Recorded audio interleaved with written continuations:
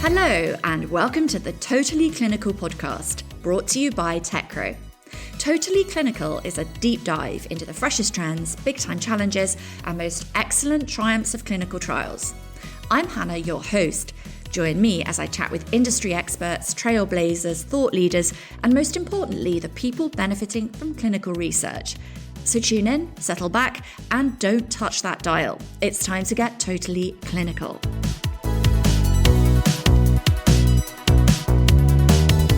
This week, Gary Hughes, our CEO, returns to the podcast to delve a little bit deeper into Teckro's transformational journey over the last 6 years. Hello, Gary, and welcome back. Let's start by you telling our listeners what it's like to grow a company from a single product into a platform in just a few short years. Well, we started with a single product for a very particular reason. We really wanted to create something that had immediate and obvious value to the stakeholders directly involved in using the product. I've seen companies approach things different ways. Some companies have gone on an acquisition spree and they've acquired a lot of different products or services and tried to put them together to create a compelling, value proposition for a pharma company. But we were very clear, given the nature of clinical trials, given the different stakeholders involved, we wanted to start with a single product that we knew would be accepted, would be easy to adopt, and that could deliver real value to the stakeholders involved. And that's much harder when you're trying to present a much more complex or comprehensive product offering with lots of different moving parts. So started with that sort of single product idea, building a lot of what we were doing around the protocol and very much a focus on sites and site staff, those involved in day-to-day conduct of clinical research. But once we got traction there, we built credibility, both with sponsors, but also with site staff around the world, and really established Teckro and the product at the time as something that not only just added value, but was something that people really wanted to use as well. Then there was the opportunity to really expand. So it's an issue of trust to some degree. Yeah, I think that is the challenge. It's how do you bring everybody with you? And there's lots of thinking around blitzscaling and things like that, where you can pump a lot of money into something and spend a lot of money on marketing and do a lot of aggressive product development and things like that. But I think that's the real challenge in clinical trials. And if you look at, the technologies that have been successful, it's taken a long time for them to get to a critical mass, and it does take a lot of buy-in from all the stakeholders involved. You can't just sell to one stakeholder and expect everybody else to buy into it. You've got to bring everybody with you, and I think that is the challenge. In the past, you have discussed engaging all physicians in clinical research. Why is site engagement so important, and why is it important for sites to have a mobile-driven experience? I think for us, it was really important to be present at the point of care, to be present when these key decisions are made, whether that's to enroll a patient in a trial, whether it's making a dosing decision or a dose modification decision, whether it's managing a toxicity. You really want to be there at the point of care. You want to ensure your platform is usable and useful in those critical minutes that physicians or nurses have with the patient.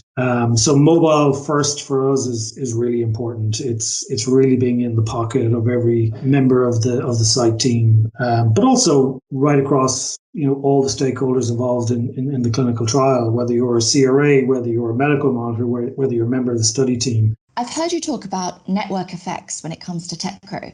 Could you explain more about this for our listeners? The simple definition of it really is that, the more value a user gets from a service, really depends on the number of, users of that service. And Facebook and Uber and companies like this are kind of simple examples that everybody gets. I think Facebook famously had something like 7 friends that they knew if 7 of your friends were on Facebook, there was enough content and communication going on between that group to draw more and more friends in. And that was the tipping point. And if you think about it with companies like, say, Uber or Lyft, or I think companies like that, it's almost like the number of riders and the number of drivers. The more riders, it's going to attract more drivers. The more drivers, the more routes that become available. And you can see that sort of network effect and how it can really take off and move very quickly. And we've seen the same thing with Teckro. I mean, the number of sites on Teckro, the number of sites starting to move towards digital first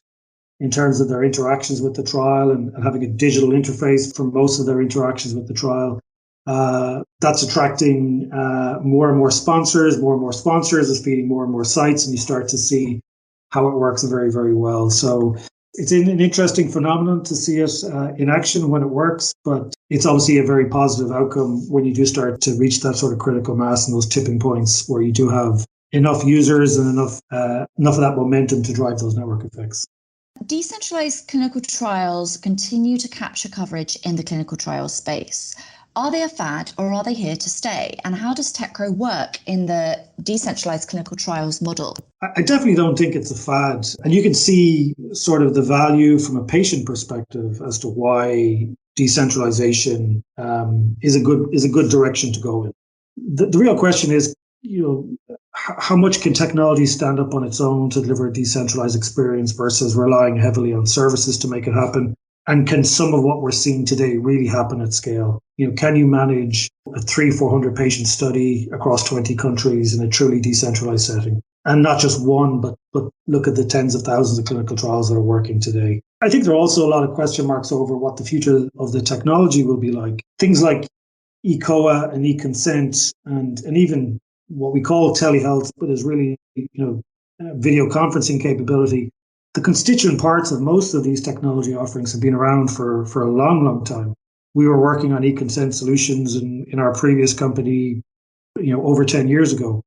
eCOA and ePro are not new ideas. They've been around for a long time. So simply putting them together doesn't automatically give you a decentralized trial capability. These have been around for a long time. So it'll be interesting to see just how services scales to meet the needs of decentralization, and where the technology ultimately has to go to make this work at scale, beyond consent and beyond eCOA and sensor data. I think for us, we just see it very much, creating this one truly digital platform that can scale for all trials. So whether it's, as we've talked before about things like, regardless of the phase, regardless of the therapeutic area, and regardless of the setting, whether it's in clinic, whether it's at the patient's home or in some other hybrid location, we think our platform can really provide that link between all the key stakeholders and really facilitate the transfer of information and the communications that need to happen as if the patient was in a clinic. Teckro's experts on demand value proposition is a new concept in the life sciences industry, despite being prevalent in other industries,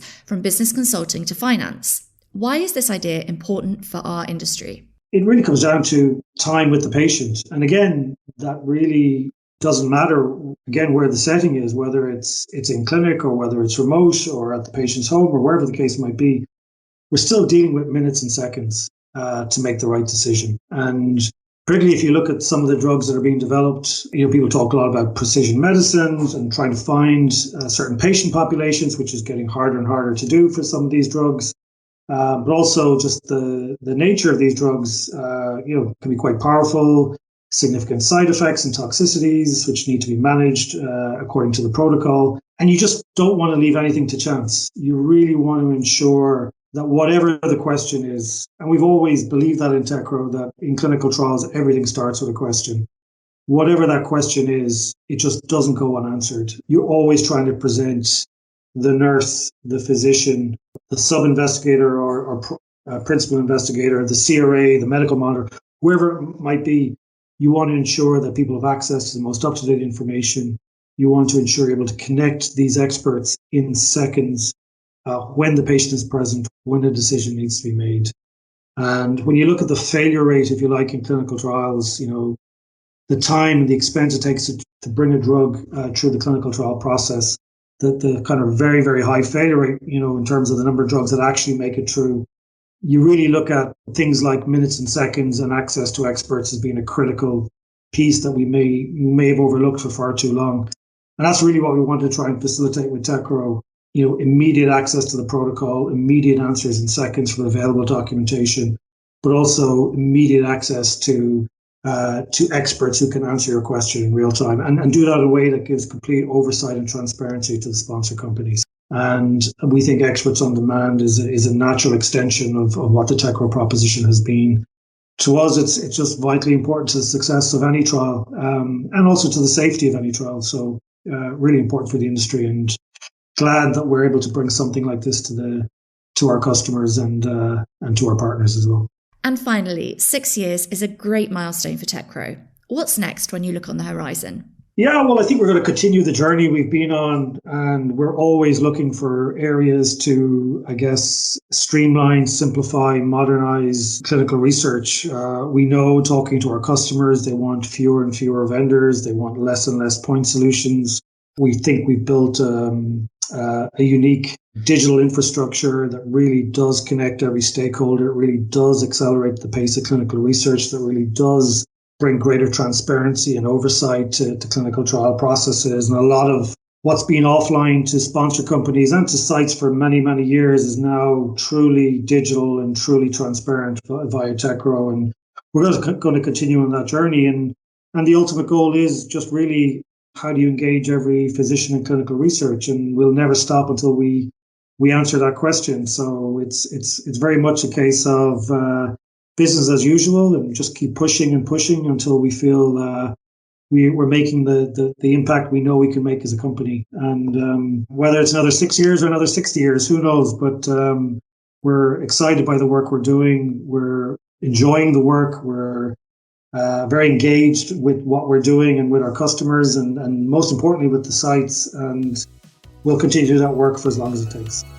Thank you, Gary, for delving deeper into Teckro's expansion as an enterprise platform for sponsors, the company's trajectory over the last 6 years, and long-term vision. And that's your dose of Totally Clinical. For all the listeners out there, you can follow Teckro on Twitter. The handle is @TeckroOfficial, LinkedIn and Facebook, and subscribe to our YouTube channel. And of course, download the Totally Clinical podcast on Apple, Spotify and Google. See you on your next visit, and remember to bring your friends. Thanks for listening. Goodbye.